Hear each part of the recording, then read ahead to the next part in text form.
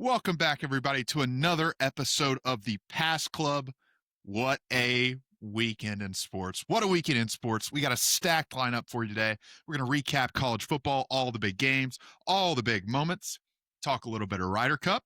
Then we'll jump into the upcoming MLB playoffs, recap NFL from this past weekend, get into our sport court where we fictionally sue somebody from the sports world this past week, then to our good boys of the week bets, underdogs. And then we're going to look ahead to next week's college football slate and wrap everything up with the Blurby Derby. Let's do it. Welcome to the Pass Club.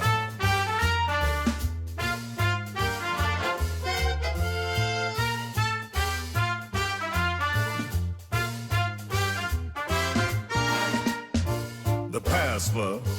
The Pass Club. The Pass Club. The Pass Club.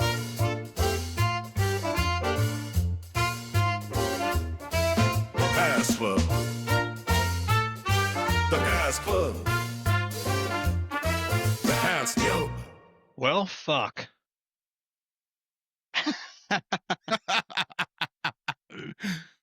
Fucking fuck. You know, I went and took an Advil, and I took this Advil from the fucking migraine that watching Kirby Smart coach against Alabama is. And it made me think of something. Y'all remember the little pill-shaped things when we were kids, and you put it in water, and then a big old dinosaur would come out? Yes. You know what I'm talking about? Like the little foam dinosaur? Yeah. Yeah. It made me want to ingest probably about 20 of those and just see what happens. Like, just have like 50 little foam dinosaurs in my stomach.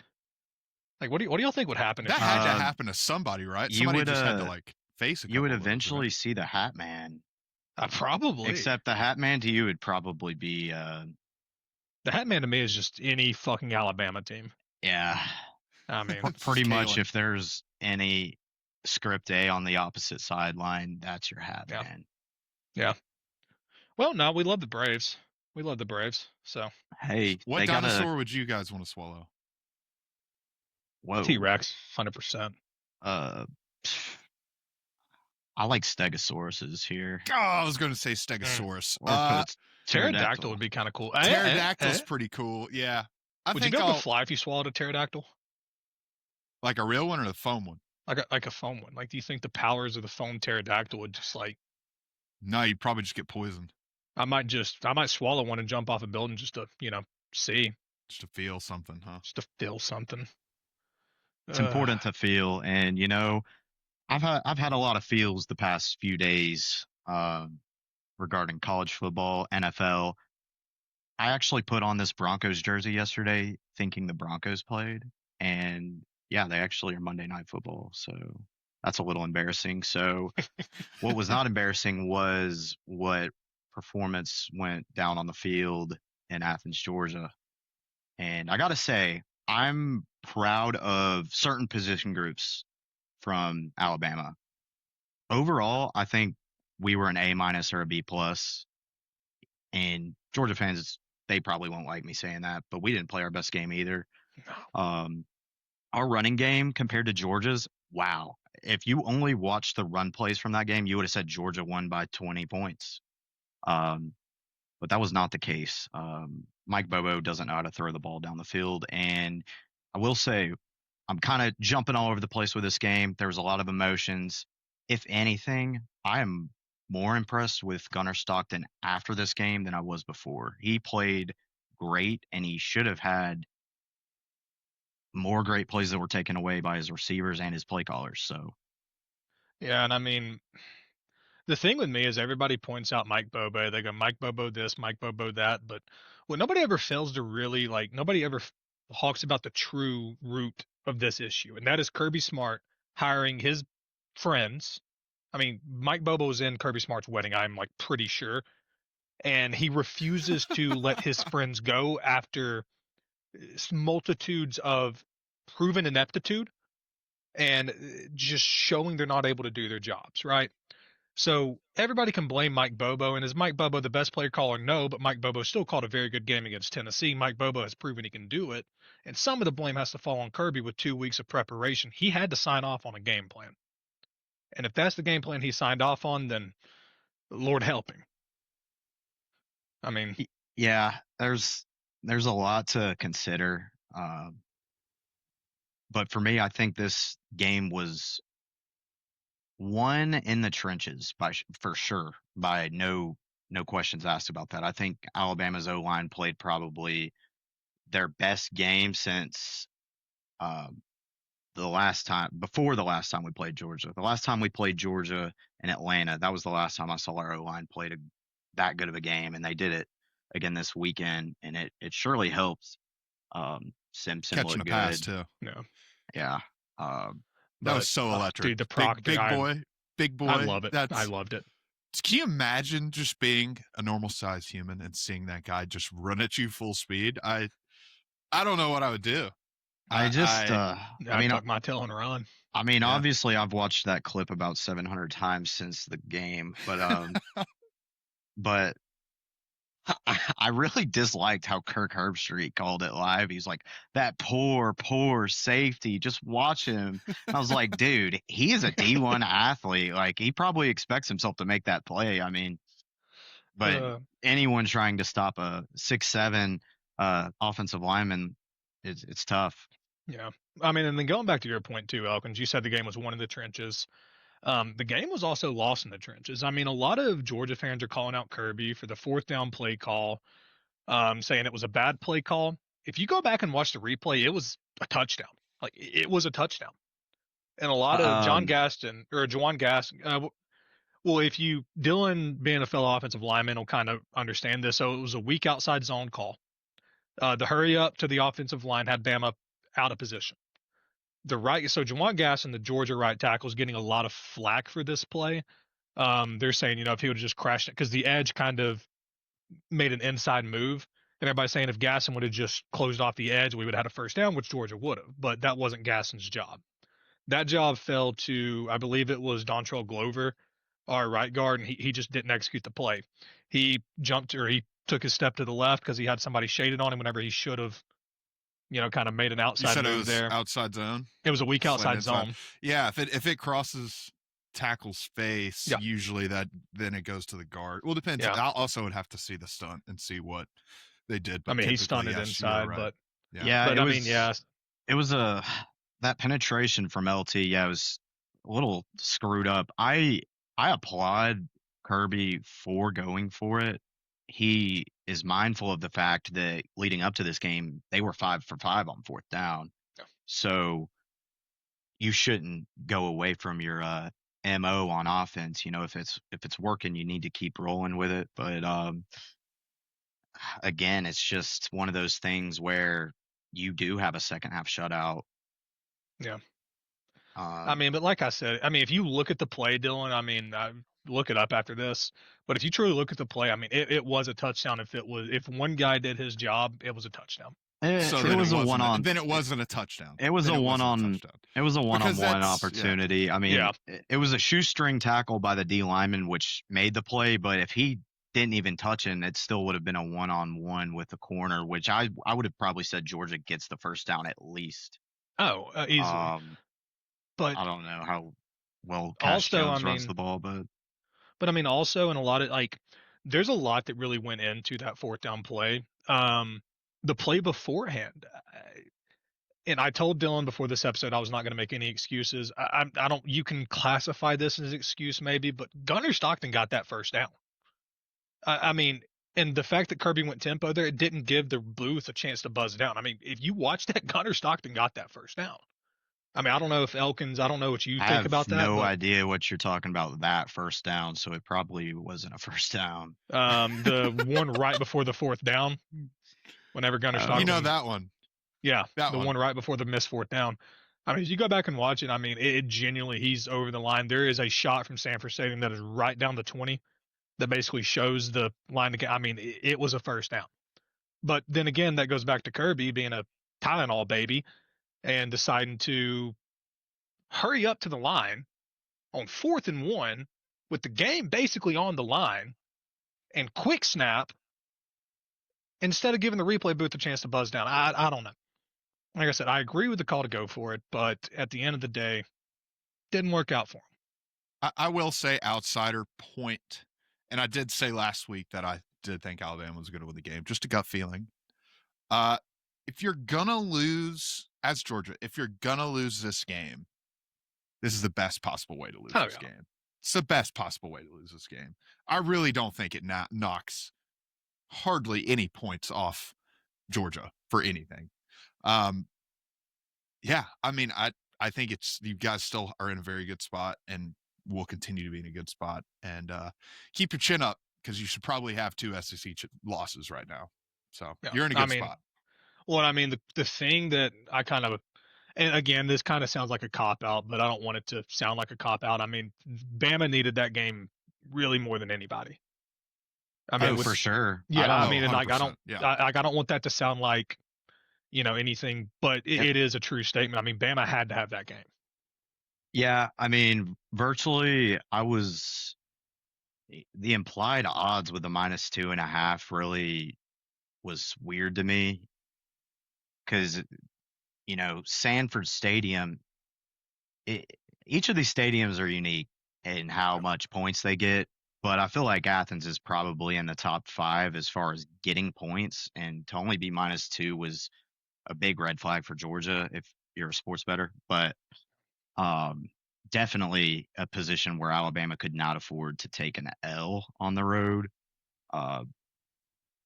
But yeah, you really got to applaud the effort of the play calling Alabama had and the lack thereof for Georgia. I think that was a big thing in this game. But I don't have much more to touch on it.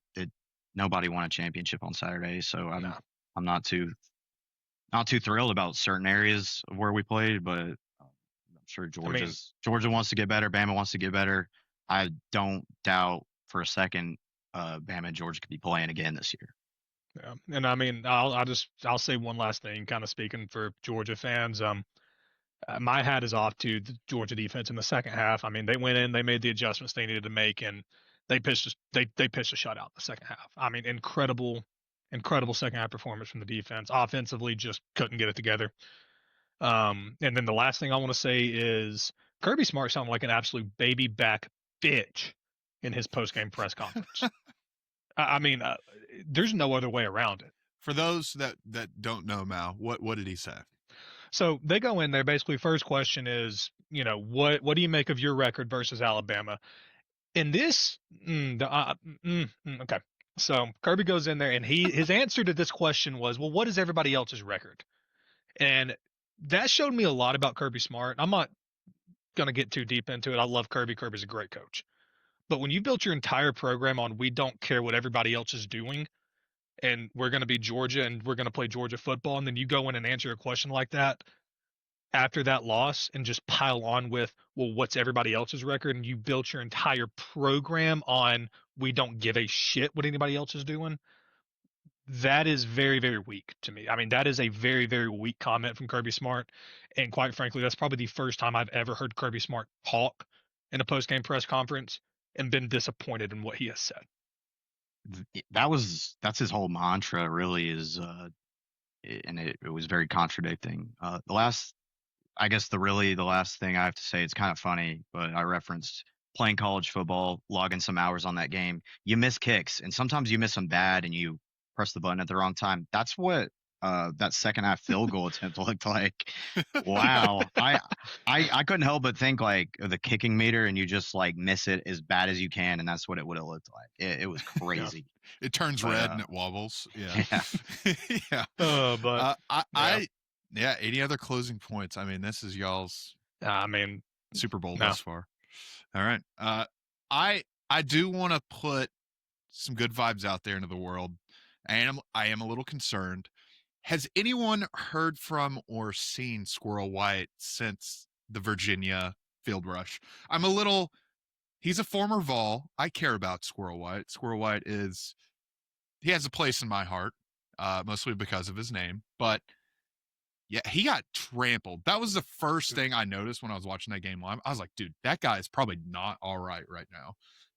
Well, I didn't know it was Squirrel initially when it happened. Like, I couldn't tell who it was. Yeah, that's what I was saying. They said Squirrel White, and I was like, holy hell! I was like, first and foremost, I forgot he was even at Florida State.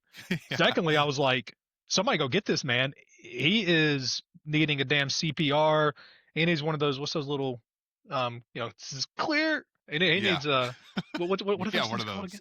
Yeah, he needs one of them. Like, damn, they trampled him. Did you Medic. know that he was probably getting? Yeah, he was probably just getting kicked and. Oh, had to have been.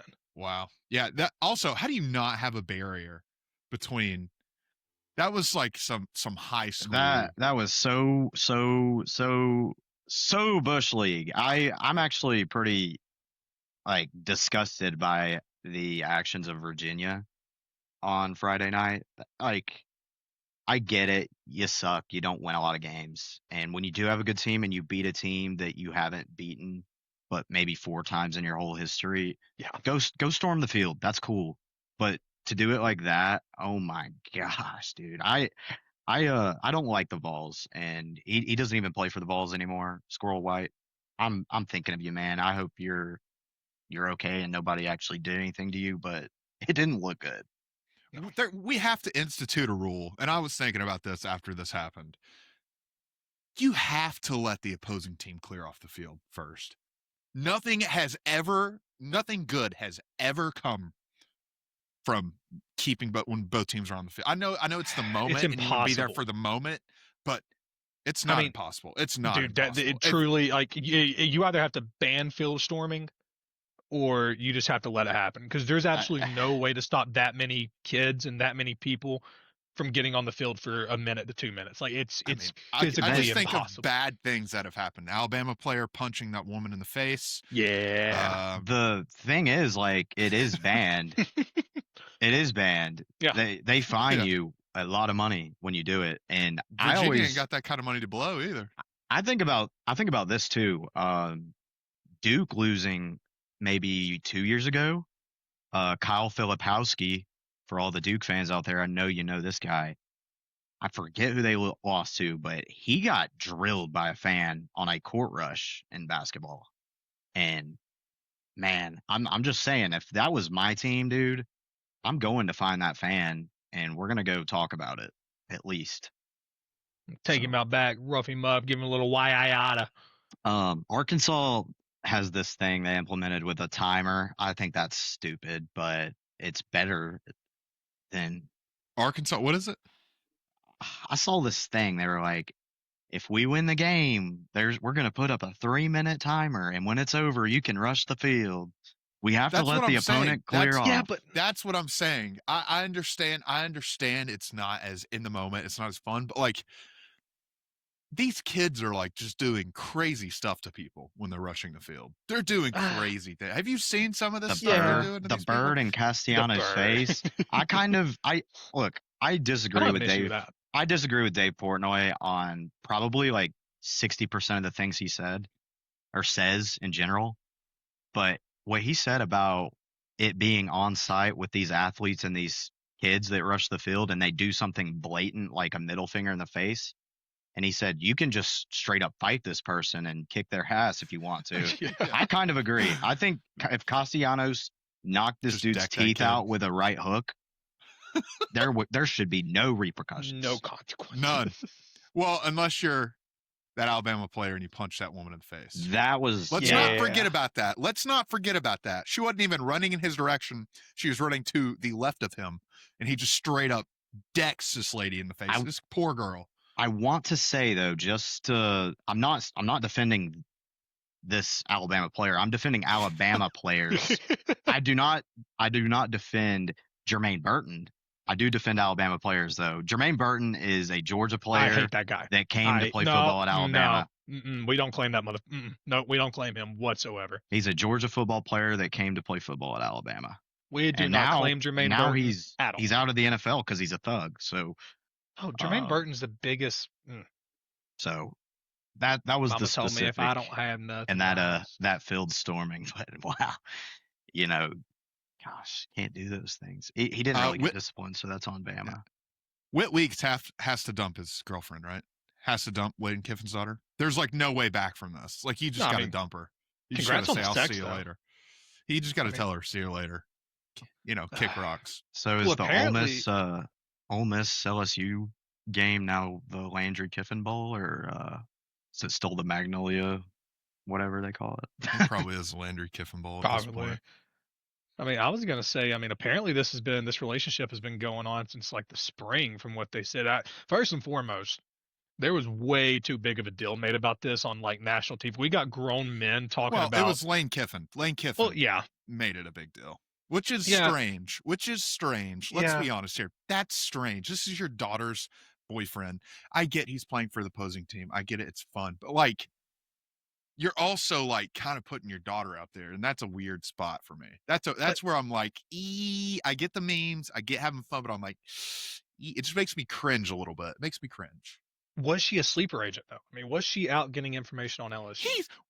We could tell her what a cover 6 is or a shell, and she would have no clue what that means. I don't know. That is guarantee the daughter of Lane Kiffin you're talking about. That is the daughter of Lane Kiffin. I guarantee you she knows ball better than all of us combined, probably. I would Well, be willing to put money on that. I think she probably Genuinely. knows some offensive schemes, Yeah. as Lane is an offensive-minded coach. Yeah. But as far as like attacking cover 2, I don't think she could tell you what play you want to run at a cover 2. She could have been wearing a wire. You never know. I mean, I think that would have been deduced at some point. That's all I'll say. nothing is off the table, and there was a lot of good games this weekend. Ole Miss LSU obviously was so much fun. I was heavily involved in this A&M Auburn game, not on a financial standpoint, but just as a raw Alabama fan. You know, it's always a good day when Auburn loses, and it's a better day when Auburn loses and Alabama wins. That's going to be me next week, watching the Vandy game. Good boy Brother. of the week. Brother, just let me tell you, nothing to worry about there. Nothing to worry about there. But yeah, among those good games, does anyone want to explain to Mal what happened in the Penn State Oregon game? Yeah, I didn't watch a single snap of that game. That was the most one-sided overtime game I've ever seen, if that makes any sense. It felt like Penn State was just never in it. Honestly, it was weird. I mean, they got got James dominated. Franklin versus a top 10 team. I mean, yeah, I mean, and Dan Lanning even said the environment too is not, it gets built up. Penn State gets built up, and I think it has the potential to be. But even Dan Lanning was like, "Yeah, they were supposed to be worth like 7 points. Tonight they were nothing," is what he said in the post-game presser. I was like, "Whoo!" Is rough. Dan Lanning on cocaine? That's the real question. Is he on cocaine? Potentially. I would also say him and maybe the Bears coach. He might be on cocaine too. Did you guys see that? He looks insane. And Dak Prescott. Maybe. Y'all remember the first game of the season when Dak was like gumming his teeth? Yeah. Oh, yeah. Was that this year or was that last year? Yeah, that was this year. That was like the first game of the year. Dak was up there like, just dude looked like he was on crack. Yeah, let's get some drug test papers out to Oregon when we can. It certainly looks like he partakes in some pregame traditions, and the players need to be investigated as well. If the coach is doing it, well, maybe that's why they have been so successful this season so far. I will say, isn't heroin like legal in Oregon or something? They have almost all of the drugs, I think. Yeah. So I mean, if it's legal, then they have more power to them, I guess. Yeah, Dan Lanning's yeah, it's part of the reason he took the job. I'm pretty sure. He brings a 2x2 piece of grass they pulled out of somewhere in Oregon. He just stands on it and just starts rubbing it in his. Hey, it's not legal. I'm on Oregon ground territory. Yeah. Maybe they've got the quarterback on the Aaron Rodgers treatment, taking some ayahuasca. And hey, if Aaron Rodgers is still doing that regularly, good for him. He's getting some good results. I believe they're first in that division, but rest in peace to Sam Pittman, though. Yeah. There was so much. I want to just backtrack just a little bit. You don't get to wake up on Saturday mornings in the fall and get to have weekends like you had this weekend. If you were on the wrong side of a result, I'm sorry, but wow, when you woke up on Saturday morning, you knew it was going to be a good day, at least for part of it. I cracked my first beer at like 10 a.m. Oh, we know. Yeah, it was. Well, I had for to anybody, mute the group chat. Oh, I ooh, mean, I this drank was I drank this strictly was typical. Tropicalia. This was typical village drunkard yelling at a brick wall for 9 hours before the game. Like, just into the ether. He's not talking to anybody. Elkins is not replying. I'm not replying. He's just firing off text messages consistently all day. Look, Elkins was like, "What did you say? Is there a game tonight or something? What'd you say?" Yeah. Like at some point, yeah. Like Yeah, it was just you I just think were just ripping text into the ether. yeah, I think following the game Saturday night, I just had to keep asking, was there a game today? Well, okay, first and foremost, I tried to FaceTime Elkins, right? Because they were playing March Madness at the bar, and I was wanting Elkins to hear March Madness because I know it's Typical one of his bro favorite moment. songs, and he kept declining me. I Well, wasn't even going to talk about the game, and he's kept declining me. So I got a little bone to pick with Elkins So over you that wanted to let me get this right. You wanted to FaceTime him just so he could hear March Madness being played. No, at I was going to talk to him. bar. I was going to talk to him about the game. I was going to talk to him about the that's a load game. of crap. it's a little tough, as I was also in a bar setting and I was listening to one of my favorite songs. And if Hey. they played March Madness, I would have really been happy. But Dixieland Delight after a win, Oh, hey, nothing better. song about Tennessee or something. Song about Tennessee. Song about Tennessee. Song about Tennessee. Speaking of Tennessee, what a nail biter. I have never been clinched for a longer period of time than that game. That game put you down for the night. Correct me if I'm wrong. You had to just hit the hay, right? I just had to hit the hay after that one, brother. Yeah, it was. I expected it to be a game. Deep down, I think I might have not showed that externally. Man, that Mississippi State team can run the ball, boys. They got some speed at the tailback position I have not seen in a minute. Like they can really, really run the ball. Blake Shapen was fine. He kind of got just abused the whole game, honestly. But my biggest gripe, and this is for Joey, this is in support of Joey, we got to get these cats catching these balls because I think out of his 5 interceptions, 4 of them have been they hit the person in the hands. I'm not talking high up. I'm talking like if it's at my face, it's here in my hands, and they just don't catch it, and it gets tipped in the air, and then it gets Kadarius Toney by the other style. team. Yeah, it is literally. I've not seen this many tipped interceptions consistently in a long time. I'm just like, why are these guys not catching the ball? And there was a thread I liked on Twitter where it's all the screenshots of his interceptions. Every single one of them looked like it was a completed pass. And it was like, these are all interceptions. I'm like, then you get to the territory of when people start looking at stats, you see 5 interceptions. In reality, it's like 1, maybe 2. Yeah, and it's just a tough look. But Tennessee pulls it out. I will say this. If Nico was our quarterback, we probably would have lost that game by 20 plus. You had to have the explosiveness to keep up in that game. And yeah, shout out Joey, shout out the D line, shout out Arion Carter. Had a great game. Yeah, Heupel gets it done. I think this is a big win for us more than people think. Yes, it's Mississippi State, but also they were an undefeated SEC team that we had to go on the road for our first conference game and beat. Yeah, I 100% agree with you here. When you have a team, when you have a team that's been down for as long as Mississippi State has been, they're bound to go put out a good product on the field. And this year, I think they've got that, and they showed it against Tennessee.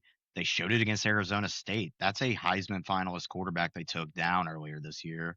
And, I think everyone who's playing Mississippi State this year should have them circled. Yes. Well, I was going to say, did anybody see the video? I think it was like the Mississippi, I don't know if it was teachers, recruiting people, but they were like talking about the cowbell, and they're like, if you want to keep the cowbell, it was the most cringe video I've ever seen in my entire life. I actually don't think I saw that. Oh, dude, I'll have to send it to you. It was so cringe. Yeah, I did Big see Orange that. takeover in full effect, though. That was pretty much a 50-50 crowd for all intents and purposes. It was crazy how much orange. Like, I thought when we went to LSU, I'm not going to talk about Ohio State last year. There was a lot of Tennessee fans there, but we got thumped. So that game didn't happen.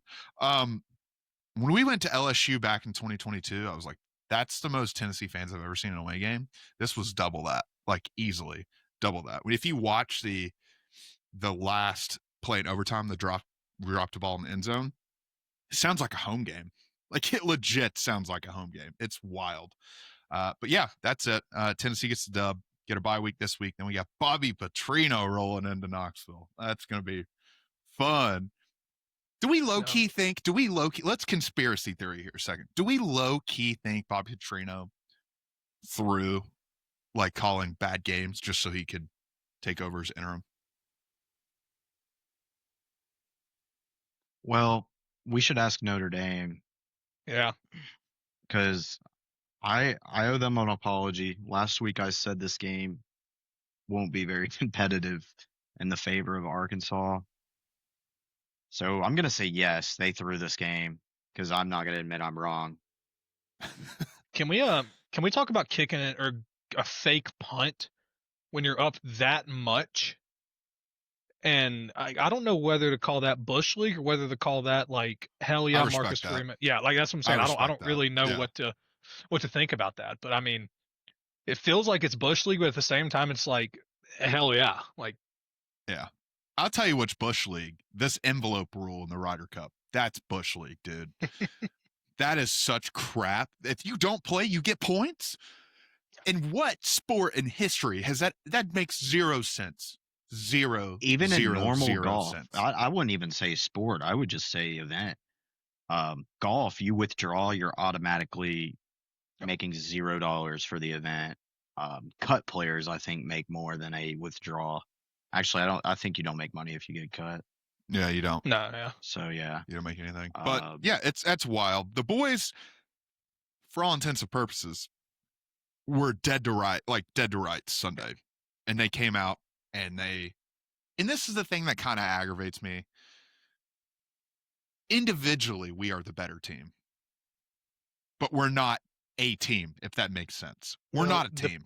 That's the pairings were a little suspect. That's also that. Some of the pairings made me scratch my head a little bit, especially putting Bryson with Scotty in a 4-ball scenario. I mean, you've got two of your best players going in 4-ball. I mean, I feel like it guaranteed a point, but also, how do you not have JT playing the whole weekend? That blew my mind. He was hot. He had it going, and I don't know if it's one of those things where you figure it out Thursday morning or if it's whatever they do. But yeah, some of these guys you felt like had it going, and Cameron Young was one of these guys who this was really his coming out party. Other guys, I feel like Scotty was a little flat at times. Yeah. He's probably ready for the off season, and then he's gonna look to complete a career Grand Slam next season. But it was a fun event. I'm not upset or offended by anything the Europeans did on our soil. But Rory had the most badass moment of the week. I love it. I'm here for it. I loved his comment even more about how he doesn't think that really has a place. That kind of behavior, it doesn't have a place in the event, and I agree. I think it crossed the line a little bit, but he fed into it a lot. Yeah. I mean, what else do you do? Sit there and take it? Yeah, you got to just give it back to him at some point. Look at him go fuck you and then stick it to 4 or 5 feet. Stick it to 5 feet. That's so baller. Dude, that's so baller. It's the most badass thing that happened all week. No, and then the throw in the beard, his wife too. Well, I don't think he actually threw it. I think it kind of got knocked and then hit her. There's how hard was that? Would somebody knock it with a baseball bat? That thing went flying. There's no way somebody just knocked it and it just goes flying 6 feet. That's great. It just usually goes to the ground. But I mean, I want to know what they thought was going to happen. You get a bunch of drunk New Yorkers together at a golf event. Long Island too. At Long Island, like what the hell else did you think was going to happen? Quite frankly. But that, and I knew we were cooked the second I saw the Scotty Scheffler. What is that? What are we doing?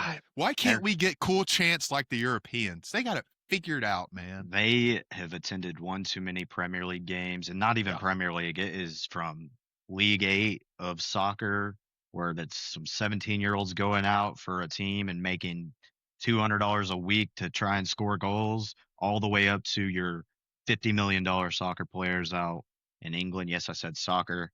Football.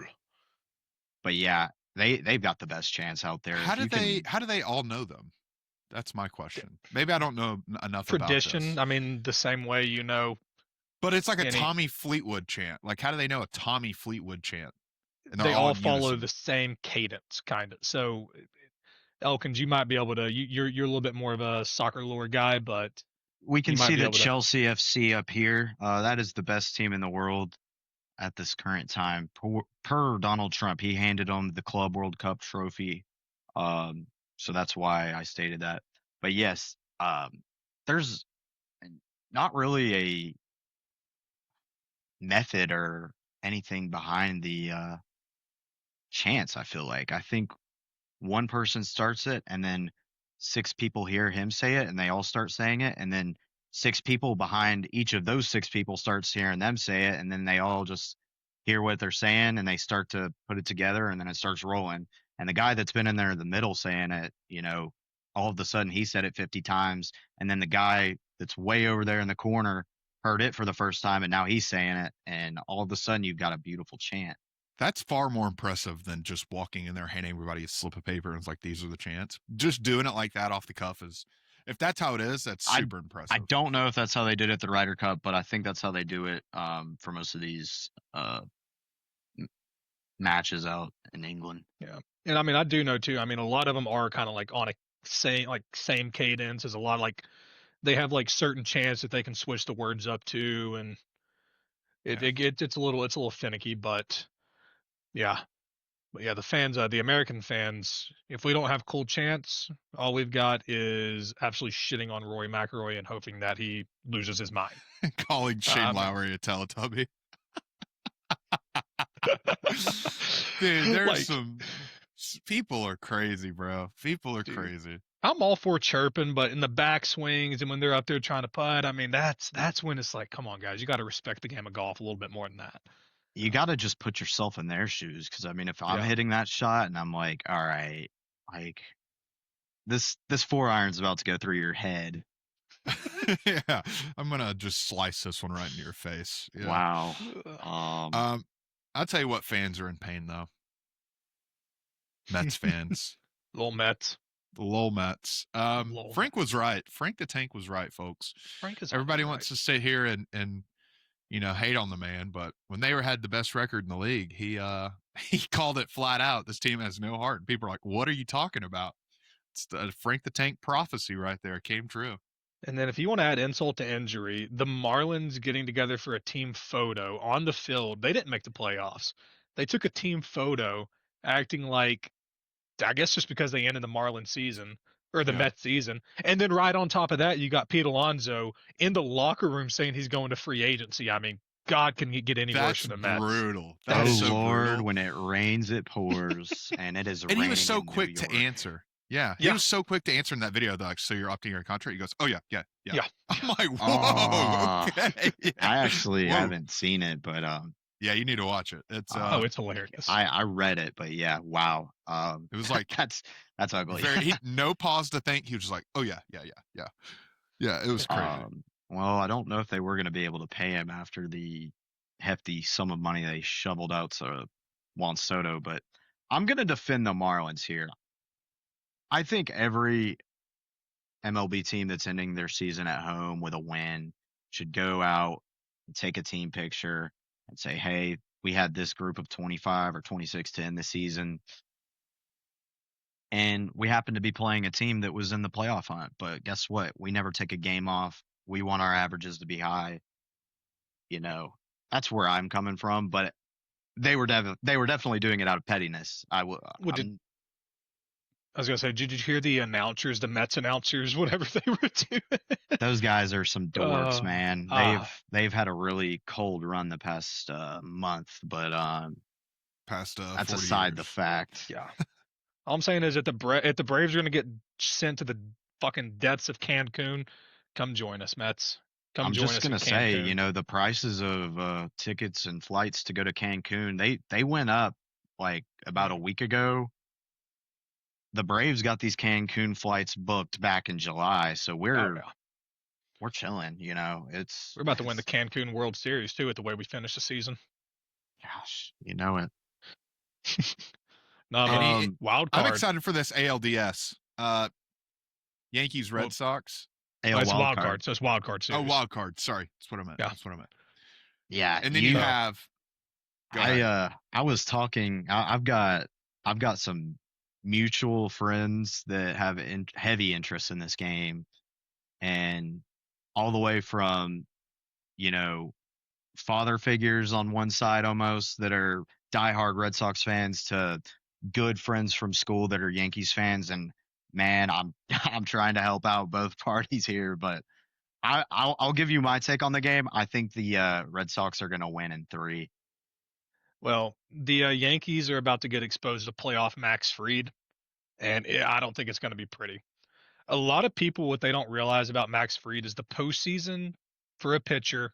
If you are a strikeout pitcher, you succeed in the postseason. Max Fried is not a strikeout pitcher. If you look at Max Fried's, Max Fried is a ground ball pitcher. He's pitching to get ground balls, and if you look at his playoff stats with the Braves, it's an inflated ERA, inflated hits. Inflated everything in the postseason. He had one incredible game, and that was Game 6, the World Series, where he went out there, shut down the Astros. But other than that, Max Fried really has not been an elite playoff pitcher. I mean, I tend to agree with you now, Mal. I used to hate this take, as Max Fried is honestly one of my favorite pitchers I've seen step on the bump for the Braves. Simple as that. I like him as a person, not as his pitching ability. But there comes a time where pitching ability is where, you know, the guy's got to get his money. And the Yankees were smart enough to pay him, unlike the Braves. If the Braves paid him, we would be in the postseason and then choking with him. But I like being in the playoffs in the first place. So, or not Rory, where am I going? Max Fried is probably a top 3 regular season pitcher over the past 5 seasons, and nobody can argue with that. but yeah, I mean, It's going to be fun.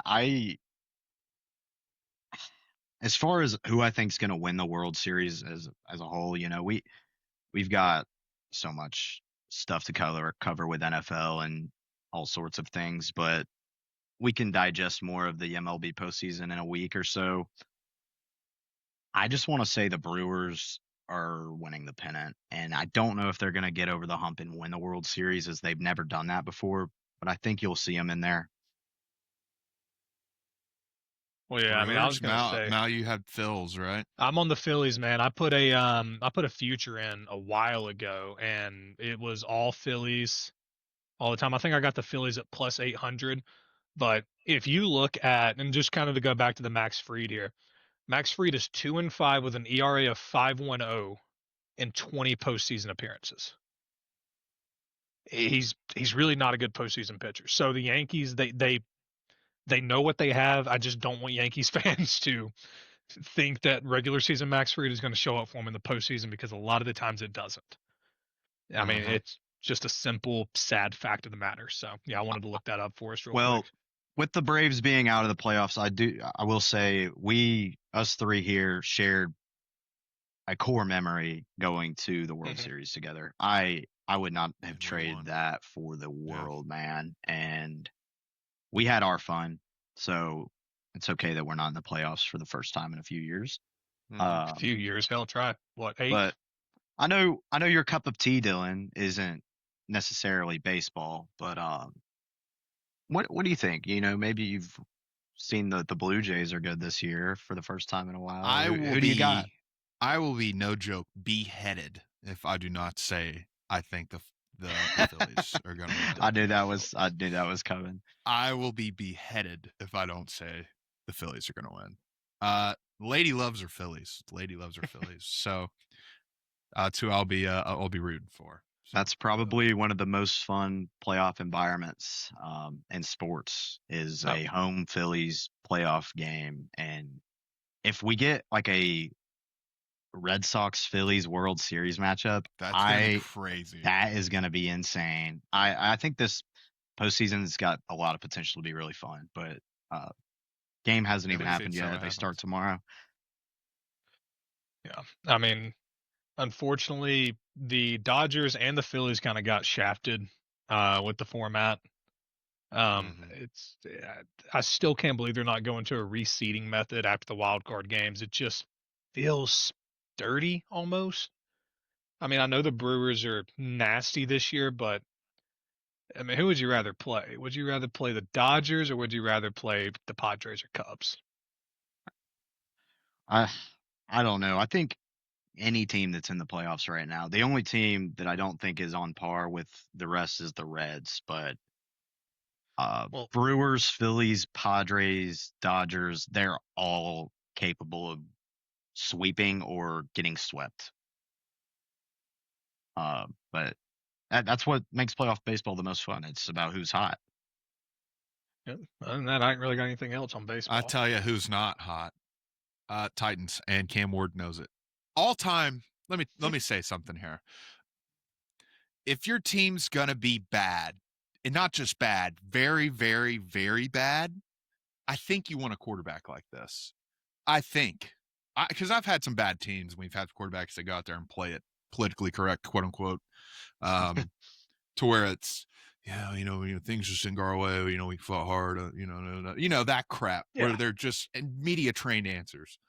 Cam Ward just comes out and says, if we're keeping it a buck, we're ass right now. Like, we're ass. And he's like, we haven't played together. We've dropped 4 of our games already. Special team sucks. Offense sucks. I suck. The offensive line sucks. Defense sucks. We're ass. Nobody's engaged. I so Nobody wants respect it. that. But also, sorry, only thing Elkins, go ahead. The only thing I was gonna say, I'm sorry to cut you off on your little spill here, but he didn't say we are ass. It was like actually illiterate.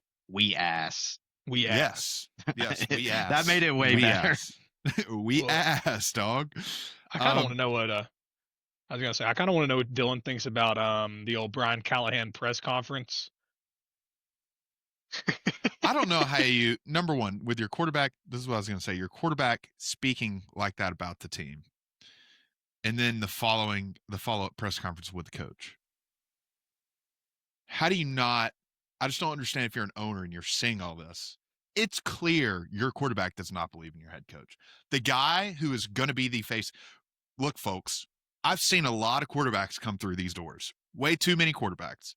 This is the first guy where I'm like, we have to be all in on him. Like, we have to be all in on Cam Ward. So if things are not going, I mean, the dude's had 2 play callers already through 4 games. And we've got trampled past 2 weeks by division opponents. You have to go on. You have to fire Brian Callahan. The team is done.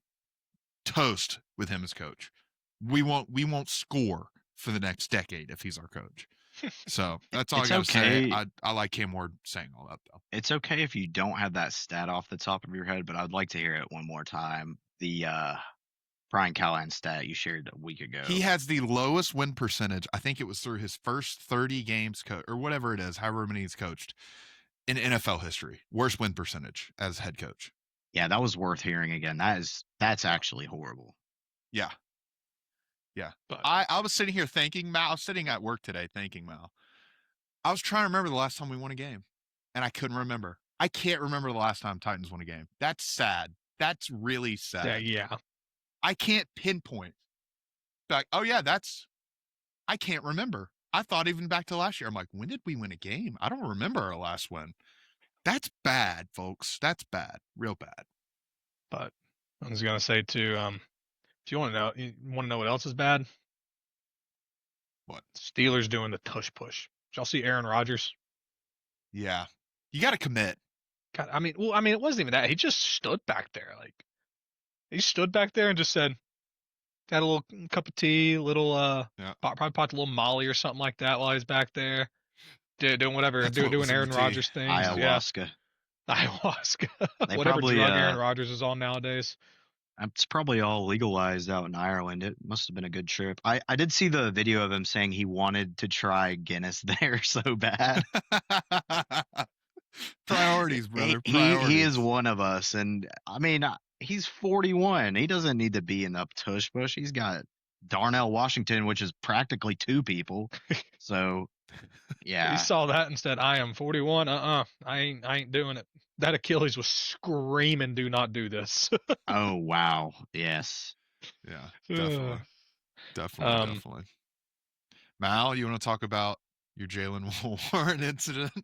I thought this was great. So That's I've got really a This is a good moment though. yeah. So we got a we don't do hot seat, cool throne, or anything like that. But I'm putting myself on the hot seat.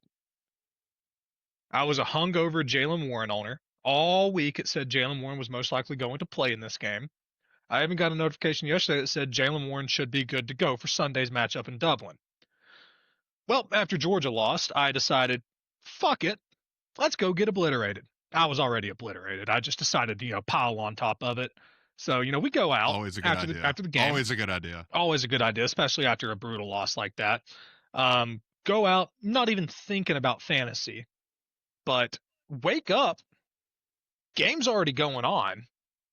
And I look at my phone. I woke up and the first thought I had was, "Oh shit, is Jalen Warren playing?" Like when I woke up, that was my immediate thought. Was when oh you shit, came back to consciousness. when I came you're back just to like consciousness. laying there and you're like Jalen Warren. And so I look at my team and I see a 0 points beside Jalen Warren, and I said, "Oh shit." And then my thoughts were, how many hungover Jalen Warren owners are there out there? Like, if this was a normal game, it wouldn't have been an issue. But because Roger Goodell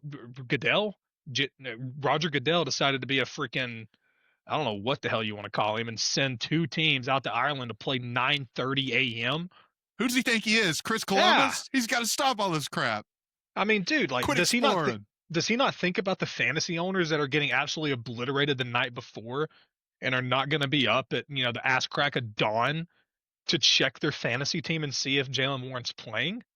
No, he didn't think about me. How inconsiderate. What an asshole. But yeah, and the funny part is I still probably well, it depends on Bo Nix and Cortland Sutton, but I have a chance to win this week, even after putting up 0 points with Jalen Warren. And the worst part is my backup running back, where I had Ashton Genty on the bench, which is just even worse. That hurts. So yeah, that's a rough week in fantasy game. for me. Despite the loss, I think the Raiders actually looked pretty good against the Bears. But dude, Geno Smith, when we get to Sport Core, that guy's worth suing. I'm just saying now, I'm not suing him, but somebody out there should. If one of you two don't know who you're suing, you should definitely sue Geno Smith. Oh, I know, I'm suing. Pretending to be a good quarterback. And I know who I'm suing as well. Well, I wanted to talk to Dylan, being married to one of them.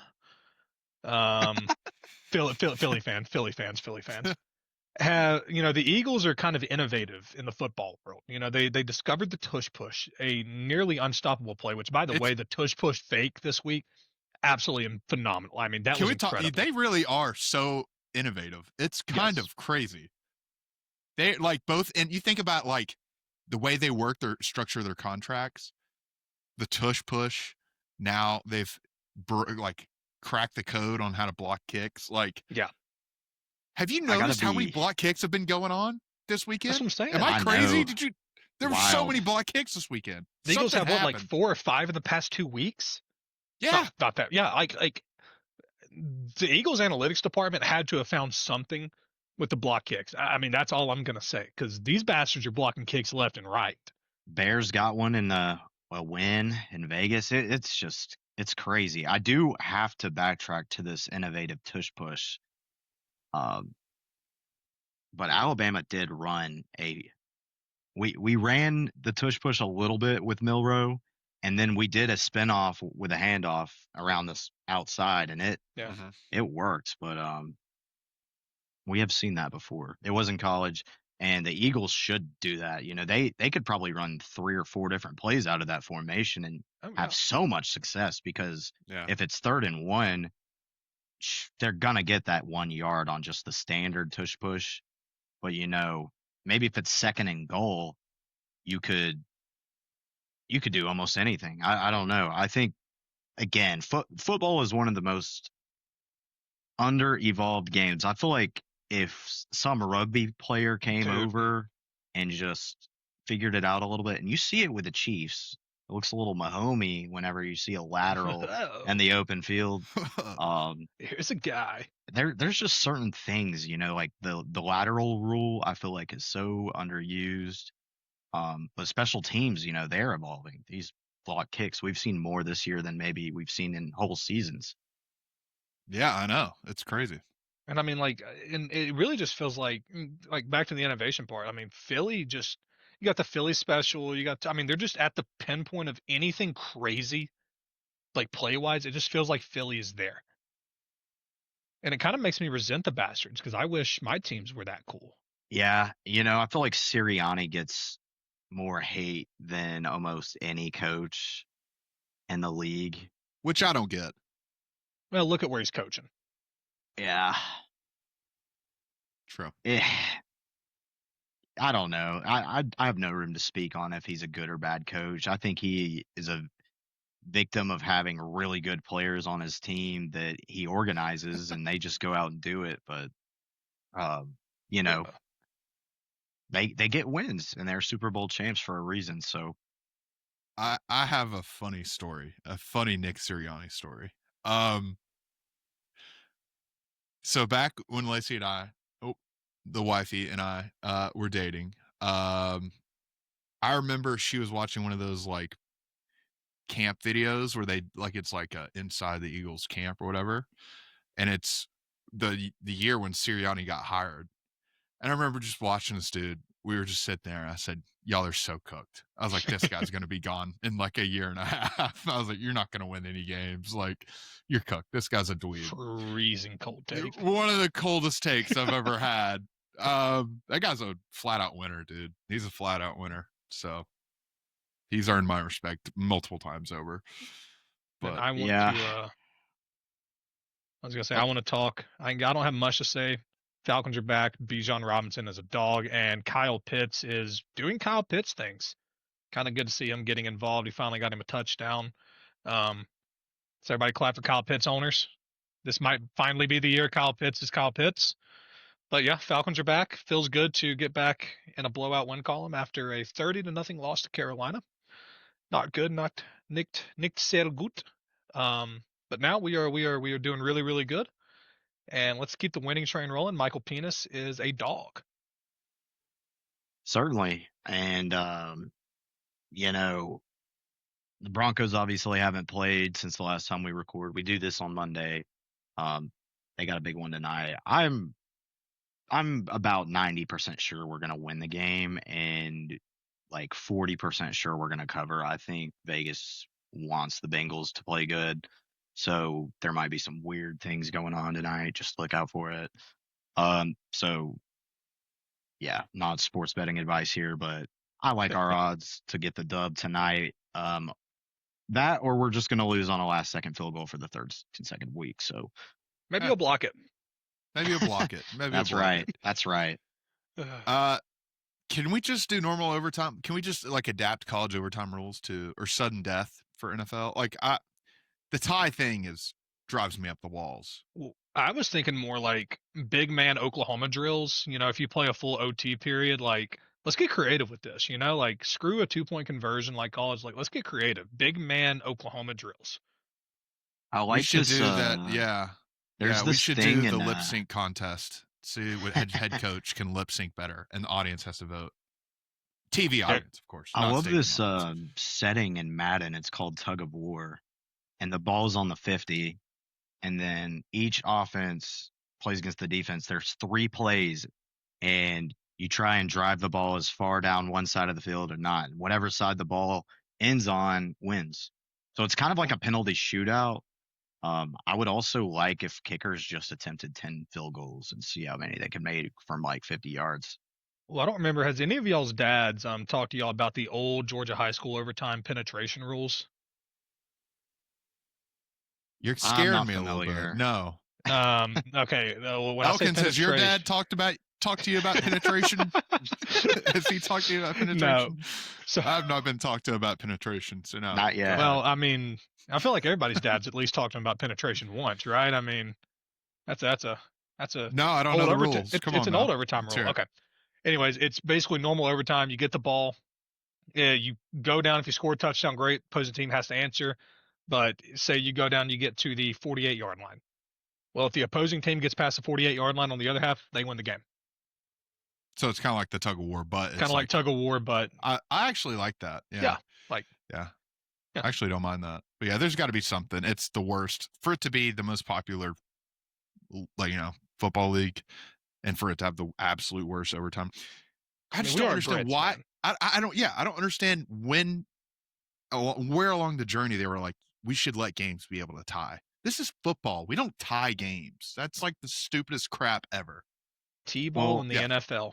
I'm not sure who Yep. y'all are suing, but I can give my spill on this overtime rule with. Let's just go the ahead and get into sport sport court. Let's Yeah. get into sport court where Can we fictionally sue people in the sports world. Let me re-say that again. Fictionally. Go ahead, Elkins. Yeah, so I'm suing the man in charge of running the National Football League, Roger Goodell. We were talking about him earlier, and I was like, wow, I hope they don't steal my thunder. But yeah, I'm suing him because Sunday Night Football, we got to see America's team participate in one of the most un-American things, and that is a tie. And it's as simple as that. We have America's team on Sunday Night Football. We have millions of people that busted their ass Monday through Friday. Monday through Friday, they bust their ass. They come home from work Friday, and they're like, my Cowboys got Sunday Night Football. That's all they're thinking about all weekend because they love football and their family, and that's it. That's all they got. And they wake up on Sunday. They're like, we got a big one against the Packers. Packers fans are waking up. We got a big one. Micah Parsons is coming home to Dallas, and he's going to wreck hell. And then we just sit through 4 hours of an amazing game. One of the best games we've seen this year, and it's all taken away by the fact it ended in a tie. Goodell, you got to fix it. There's just so many fixes to it. The MLB might integrate the home run challenge where you get 3 of your power hitters to see how many home runs they can hit on BP. I love that in the All-Star game, for the record. Yeah. You can get creative. I mentioned the 10 field goal attempts from 50 yards. I mean, that would be the Cowboys electric. would have definitely won then. Yeah, it would. Yeah. It would be a little unfair. Like, the Cowboys have a huge advantage there, but then a team like the Falcons, who maybe they I don't know why you're laughing, Mr. Ass. Well, I was laughing because last week's Sport Court I sued the special teams coordinator. No, I was talking about Dill. I can laugh. That's all I can do. So.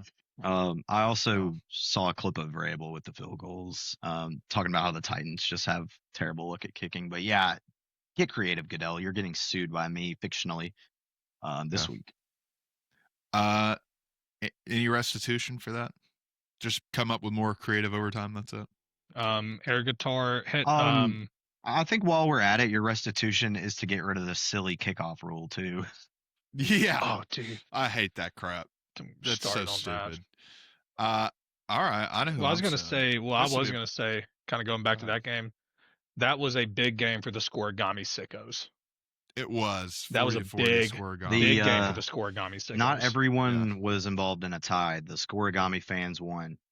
Yep. I agree with that. They won Agami. Won Agami. Yeah. Yeah. I'm suing this man because he has done a disservice to, I think, the world of college football at this point. I think it's a real disservice. I'm going to sue James Franklin. Look, I think Josh Pate said it best on his show. This was it. This was supposed to be the team. This was going to push him over the edge.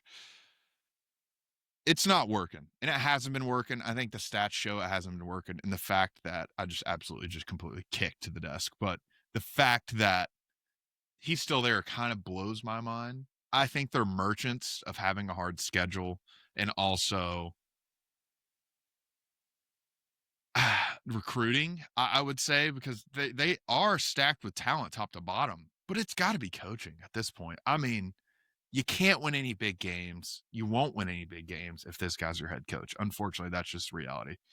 It's such a disservice because let me tell you something. Penn State fans are great fans. They show out all the time for this team. They spend tons of money. They probably lose their voices for a week. I mean, Happy Valley, that should be one of the toughest places to play.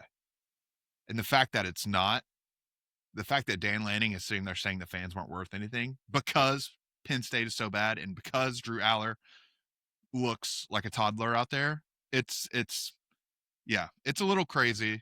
I'm suing James Franklin. His restitution is you just got to step down or you got to overthrow all your coordinators and just start fresh. Because it is a disservice to college football. I want a Penn State team that's actually good, like that can actually beat good teams. Think about how fun that would be to have another team in the Big Ten that's just like, you got to watch out for them. They could catch Ohio State. They could catch Michigan when they were good. That would be so awesome. And we're robbed of that year in and year out. And it hurts my heart as a college football fan. But yeah, that's my sport court. It just sucks for the parity in the Big Ten too. I mean, yeah. Luckily, Oregon and some of these Pac-12 teams coming in have kind of helped that, but it would be nice to see a good Penn State team again. Mm-hmm. But my sport court kind of has to go. We're going to go back to something we talked about a little bit earlier, and that is Lane Kiffin. The over didn't hit. The over did not hit. I'm suing the hell out of Lane Kiffin for false advertising and basically I might call the 1-800-GAMBLER hotline and try to get Lane Kiffin, arrested or something like that because he put out bad gambling advice and a head coach is not supposed to put out gambling advice. And he didn't tag it as. And he did not tag it as not gambling advice. He did not tag it as not gambling advice. I didn't know when he said that. Yeah. So Lane Kiffin, you are getting sued for giving out bad gambling advice and potentially helping Vegas. You see, a lot of people don't think about that. Lane Kiffin's got his hands in a lot of stuff. What if Vegas hit Lane Kiffin up and said, hey, we need you to drive traffic to the over and then get that under? That's all I'm saying. I mean, this might be the first sport court with actual legal basis. This is pretty impressive. Yeah, I think you could like low key maybe take this to court. Like I think it might. Well, I was just gonna say might hold up. I was just gonna say I don't even know what my restitution is for this one. I mean, we might have to wait for a quarter of our peers to judge this one.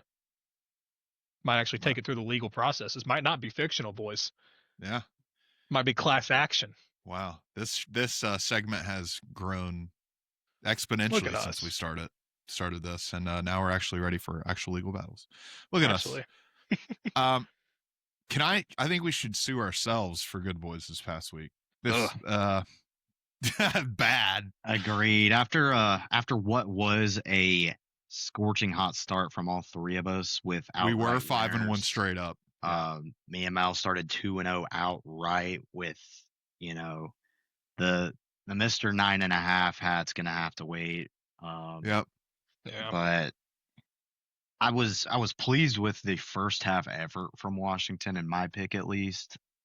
But when you're facing a giant like Ohio State, you're gonna lose unless you play your best ball. So sucks, but we have a new opportunity in front of us. So new week.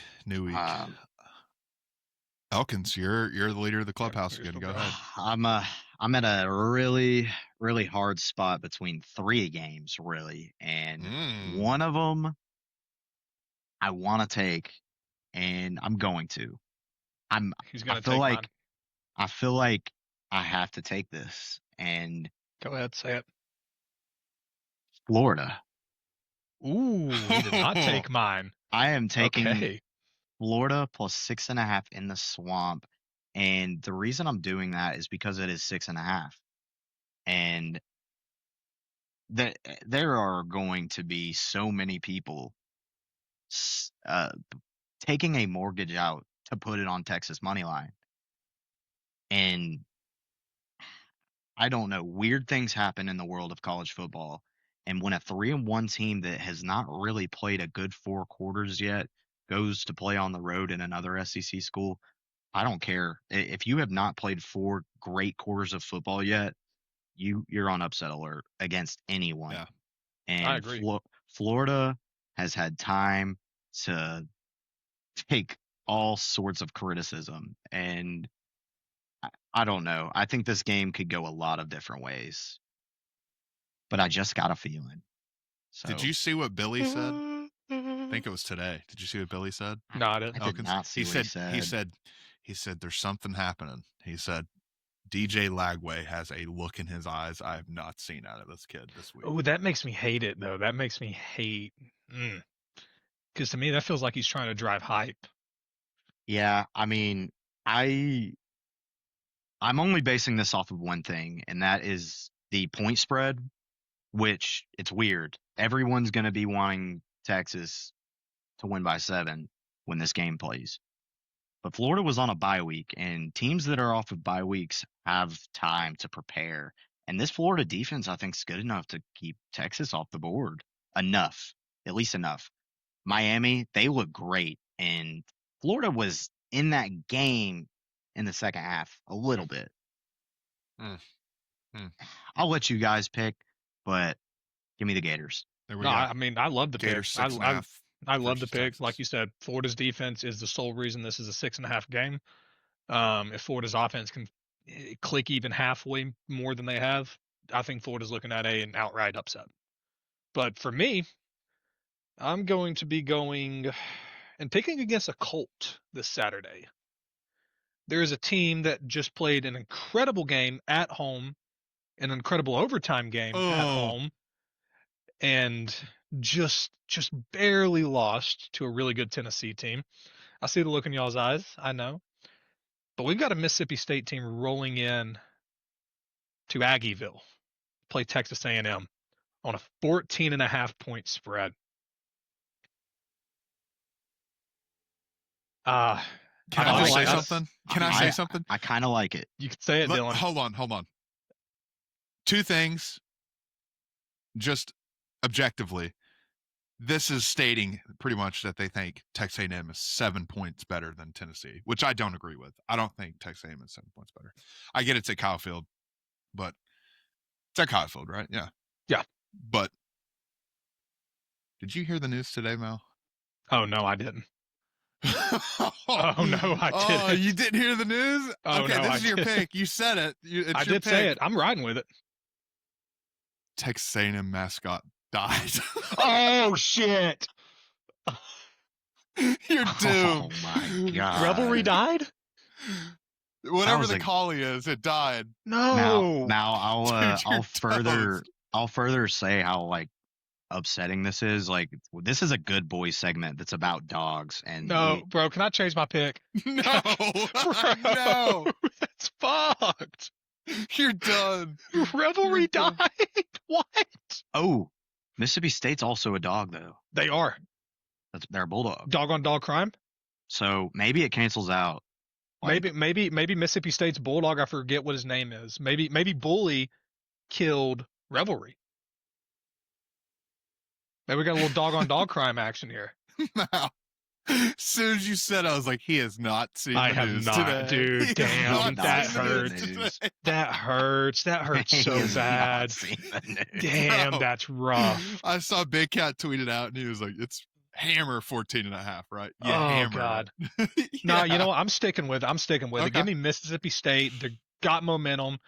The Aggies, I don't know. I just don't like the Aggies in the spot. I feel like it Yeah. could be a look ahead. This is still a really, really, really good Mississippi State team. Yeah. Hadn't been able to say that about a Mississippi State team in a long time. Feel Mhm. like the Aggies could overlook them just a hair here. All right. So we got Florida 6.5 versus Texas, Mississippi State. plus SEC, 14.5 versus SEC. A&M. We staying in the SEC, Dylan? No, we are not. Not staying in the SEC.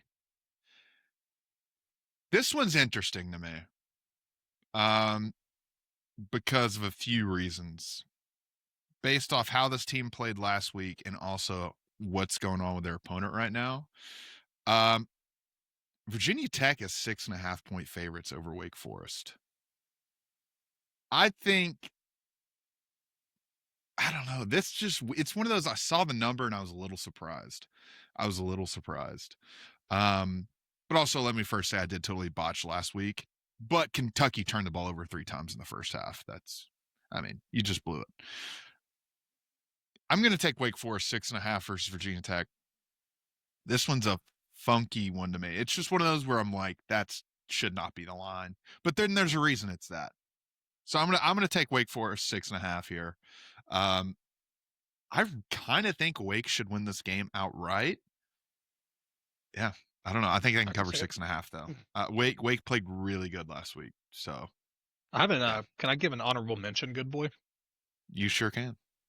Boise State 19.5. I don't know if anybody was looking at that game. I did see that. But Boise State 19.5 feels. I know Notre Dame's a really good team, but 19.5 feels a little. If Notre Dame plays like they did last week, they're gonna. That's why I stayed off of it. But yeah, I still think could be a good spot for the Broncos to cover. Obviously not to win this game, but to cover. Yeah. I have sort of an honorable mention, but I think we could also use it as a good segue for our look ahead. Mm-hmm. I like Florida State to bounce back pretty good here against Miami.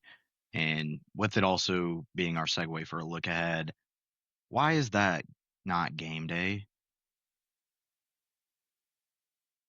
I don't know. There's something really weird happening with this Vanderbilt situation, and I kind of don't like it. It's kind of gross.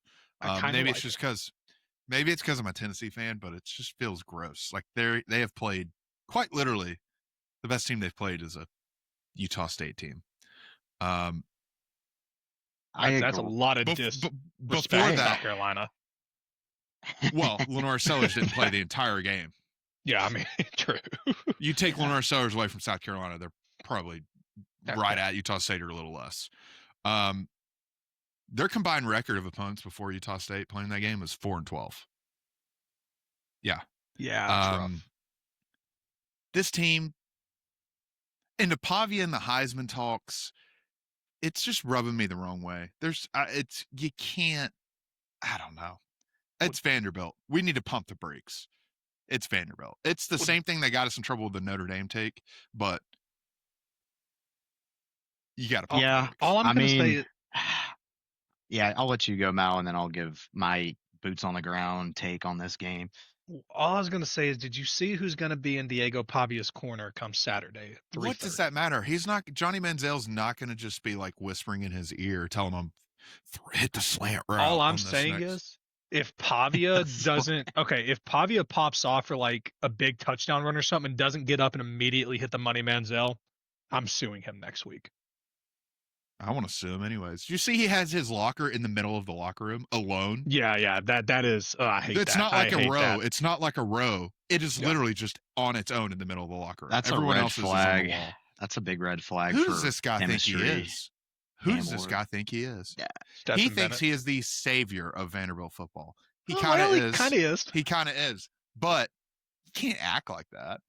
You just got to keep it humble, keep stepping. Yeah, I agree with being humble. I think this is your fault, Elkins. This is all you and Alabama. Yeah, it's all snowballed. It's time for us to. Ryan Williams said this in the offseason, and I don't know. I think he's a little wrong again, maybe, but he said when Vanderbilt comes to Tuscaloosa, we are going to be taking a sledgehammer to an ant. There is going to be no doubt in anyone's mind that Vanderbilt was ever a good football team.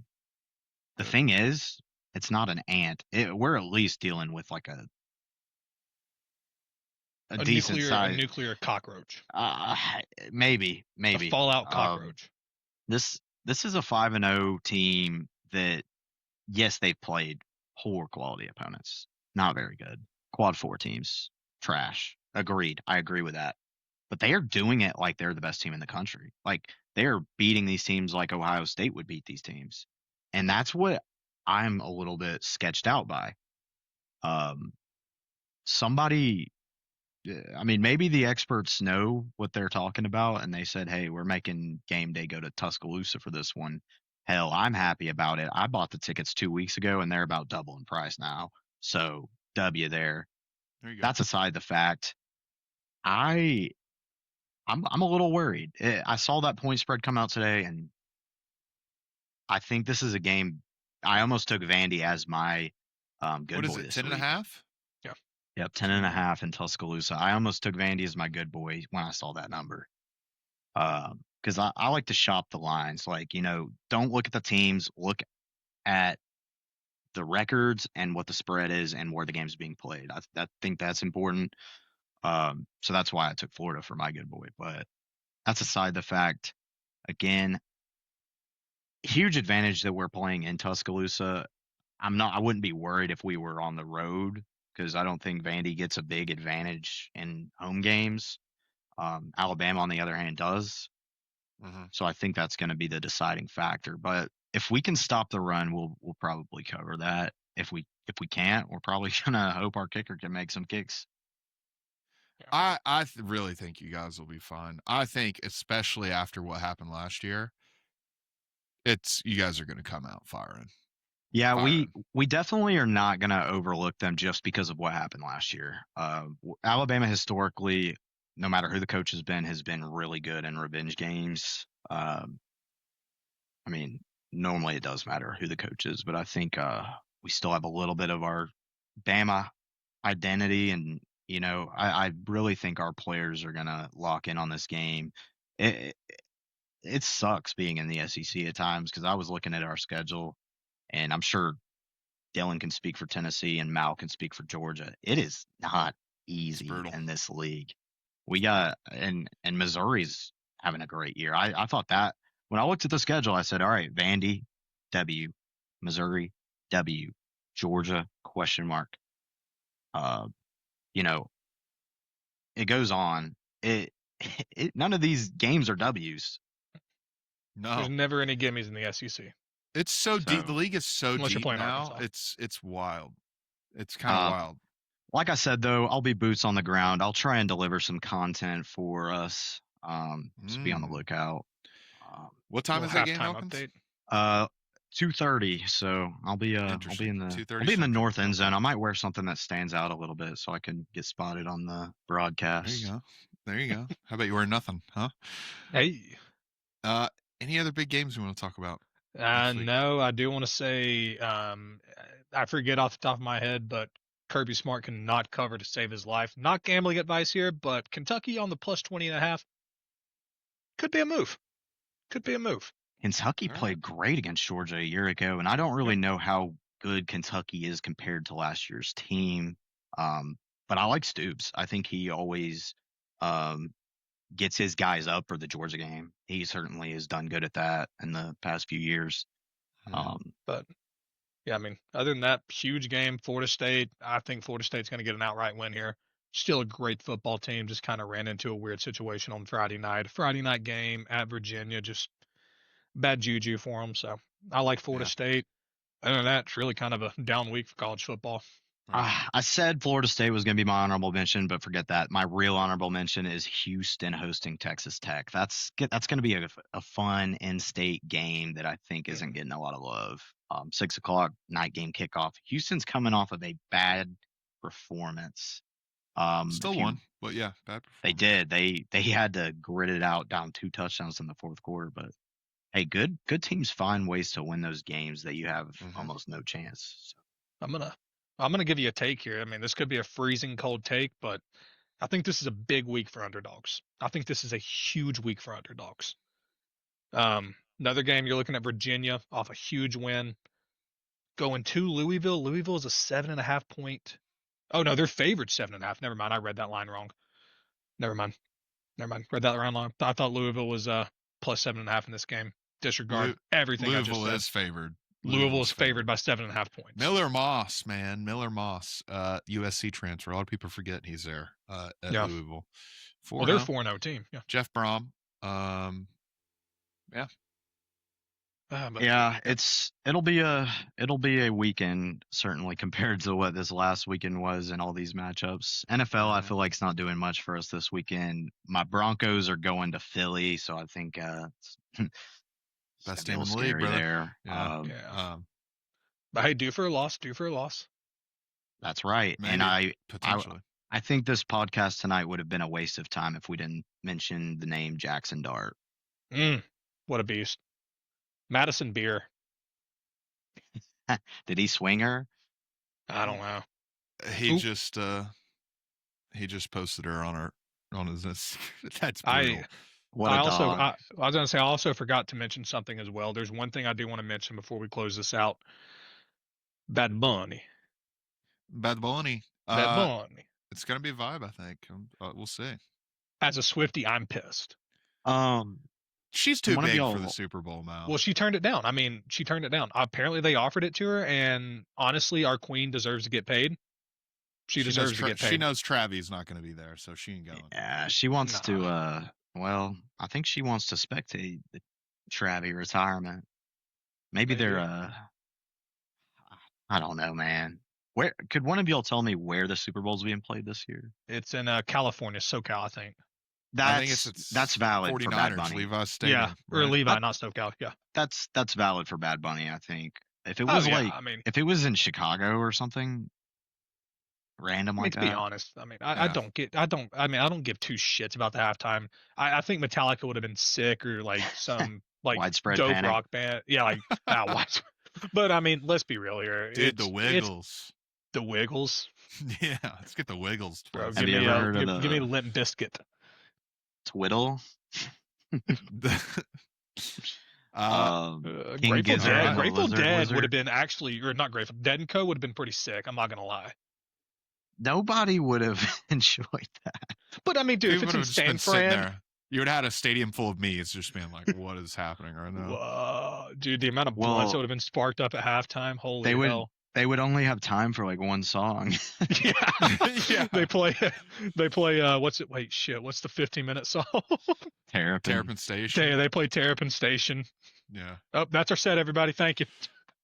Yeah. And I think that's I'd be content. all right. Let's get into the Blurby Derby, folks, where we virtually race horses, and whoever wins gets 1 minute to say their last piece as the last. I'm due. Elkins is due. Let's look at our riders here, boys. Elkins, this might be bad mojo. That's Vandy colors, brother. That is Vandy colors right there on your horseback. Pink blue, helmet too. red, I don't pink, know. Pink. I'm pretty much pinked out. Pink, blue, a little bit of blue. I I like got my blonde. colors. Look at my hair. I got good hair. Mal, you got some. You got look at the stars, Mal. You got I stars love my rolling. colors. Yeah, green, pink, a little bit of red. Yeah, red, white, and blue horse. There you go. Hey. America. All right, let's get it started. 3, 2, 1.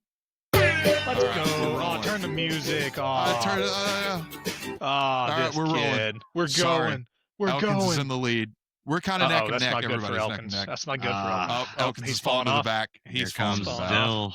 Oh, Am I Elkins going to make win it comeback, 3 though. times in a row? No, No, there's no no way. chance, no Mal, chance. I'm out of the I'm gonna picture. give it to you. Mal, I think you're going to Here win. it is. No, Here it Elkins, is. no, Here here comes comes the Elkins charge. making a charge. Here comes the charge. Oh, I'm out in No, front. No Oh, way. my God. No way. No chance. No way. There's 3 no weeks in a way. row. Congratulations. This is an ass kicking. I can't lie, boys. I thought this one was my night here, but 3's a is it streak. number 3, yeah. Wow. Well. I did not really think I was going to win. I didn't prepare anything. Okay. All right. I'm I ready got whenever you want to. Got your timer, Poppy. I got the timer. 3. Oh, both Elkins has of got you it. guys, Elkins yeah. has got it. Okay. All right. 3.